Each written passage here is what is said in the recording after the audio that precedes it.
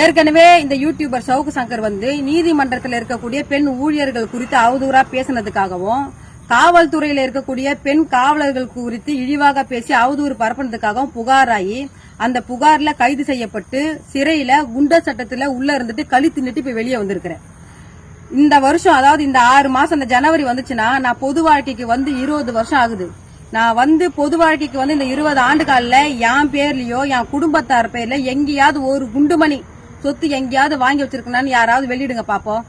ஆனா யூடியூபர் சவுக்கு சங்கர் நீ எனக்கு தெரிஞ்சு ஒரு 3 வருஷம் ஆகுது நீ யூடியூப் சேனல் ஆரம்பிச்சு அந்த யூடியூப் சேனல் ஆரம்பிச்சு அதுல உன்னுடைய கள்ள காதலிக்கு நீ குறுகிய காலத்துல 10 கோடி ரூபாய் மதிப்பிலான சொத்தை அதாவது டி நகர்ல சொத்தை வாங்கி கள்ள காதலி பேர்ல நீ எழுதி வச்சிருக்கிற.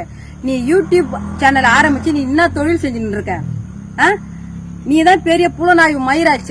என் பேர்ல எங்கேயாவது என் பேர்லயோ என் குடும்பத்தார் பேர்ல எங்கேயாவது ஒரு குண்டுமணி சொத்து எங்கேயாவது நாங்க வாங்கி வச்சுக்கிது எங்கேயாவது நாட்டு மக்களுக்கு வெளியிடறா பாக்கலாம்.